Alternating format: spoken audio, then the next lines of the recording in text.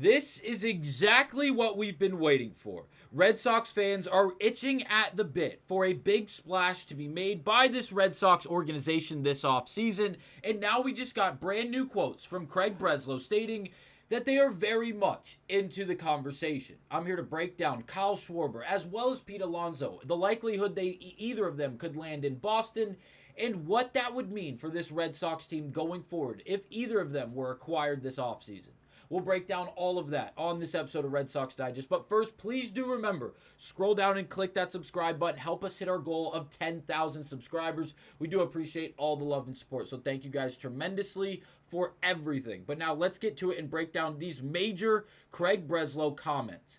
And we're going to jump right into it as we got an ample amount of new quotes. And we're going to first start with this article by Christopher Smith on the Boston Globe. If you click on the picture of Kyle Schwarber, it takes you to the article and where we find these quotes from Craig Breslow. As it goes on to say, quote, "I think flexibility is valuable," Chief Baseball Officer Craig Breslow said at the GM meetings here at the Cosmopolitan of Las Vegas on Monday. Quote, "There is certainly a talent threshold that is elite enough to warrant just penciling somebody in. If David Ortiz were available in his prime, then certainly that's just something that you commit. But given we have it as an example, 4 outfielders that we think are capable of playing every day, the DH spot could be an opportunity to keep guys fresh and keep bats in the lineup." Now, that is the end of the first quote from Craig Breslow, and this is major. And the reason being is because we didn't know how the Red Sox were going to attack the prolific bats that were available this offseason, and mainly Pete Alonso and Kyle Schwarber.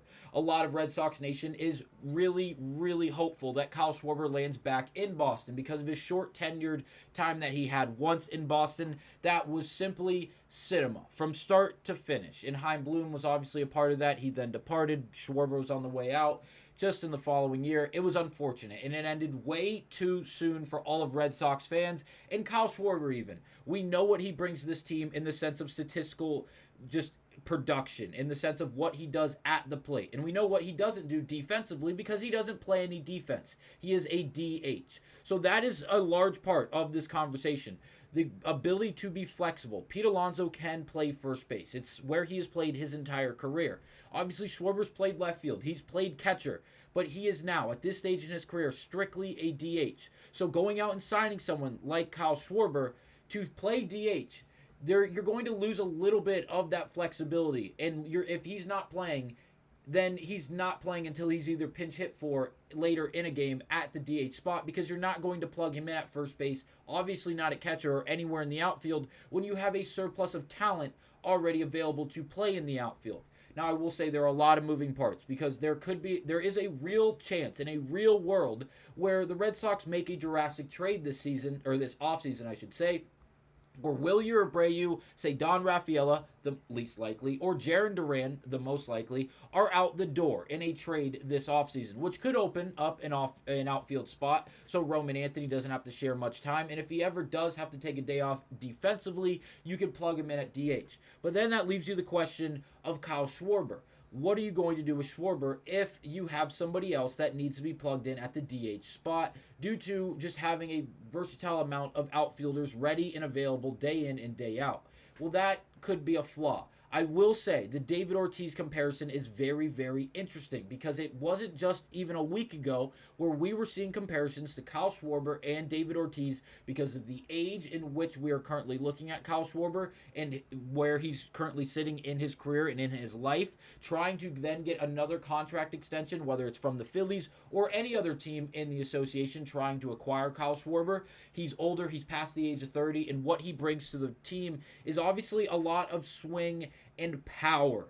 A lot of swing and miss is correlating in all of this. The average is not great in the sense of batting average overall, but when he makes contact and his ability to make contact at a very, very hard clip, in the sense that everything he touches, it feels like, is going a country mile. And if it doesn't go a country mile, it's because something was in the way, because he hits at 115 miles per hour every time he barrels a baseball, which is pretty damn often. I will say, for someone who does swing and miss as much as Kyle Schwarber, the chase percentages are way above league percentile, which is great and would be a great change of pace for this Red Sox team. As we all know, they are obsessed with striking out. They are obsessed with swinging and missing and being a part of a lot of whiffs. Now, to continue through the the Craig Breslow comments presented by Christopher Smith. He goes on to say, quote, Masataka Yoshida in September and into the postseason was an offensive force at the DH spot, Breslow said. And so we'll evaluate that. I do think flexibility, just given the versatility of the roster, gives manager Alex Cora more ways to deploy and keep guys fresh and optimize matchups. But we'll see what the market dictates and what makes the most sense for the roster. So Craig Breslow wrapping up these comments, really leaving the door open, despite mentioning how versatility and flexibility is such a prime just skill and resource to have a part of a professional baseball team. If that comes along the lines of, hey, you have to lose some of it, and because we have to trade an outfielder and we are going to sign Kyle Schwarber and we're going to lose a little bit of defensive versatility and flexibility, that may still be okay because of what the market has dictated up to this point in the asking price for Alonso compared to Schwarber or vice versa, and really what other opportunities are available on the trade market for starting pitching and what it's going to require, quite frankly, an outfielder, Willy Abreu or Jarren Duran. There's a lot of moving parts, and this is far from over. And it's just a matter of time until we see all hell break loose and the Red Sox being at the center of it all. I will say before we get to the Pete Alonso conversation, which will be a much more brief conversation in comparison to the Schwarber one, please go get Schwarber. I understand the defensive flexibilities and the lack thereof that you will then have at your fingertips if Schwarber is a part of your team as a full-time and only-time DH. I understand. I was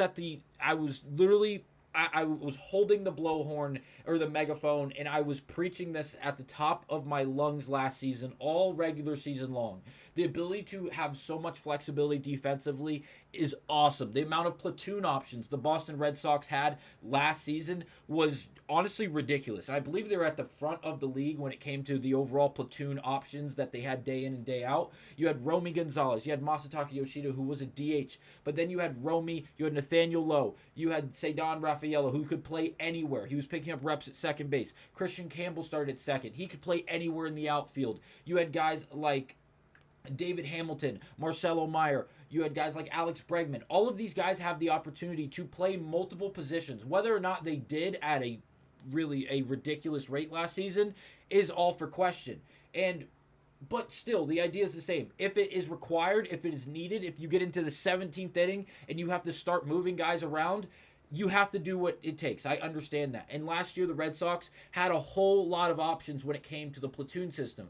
But bring someone like Kyle Schwarber, who gave us cinematic swing after cinematic swing. Someone who could light the entire stadium on fire with a single swing of a bat, whether it was in an all-star game swing off to win it, or if it was in a postseason game or in a regular season game.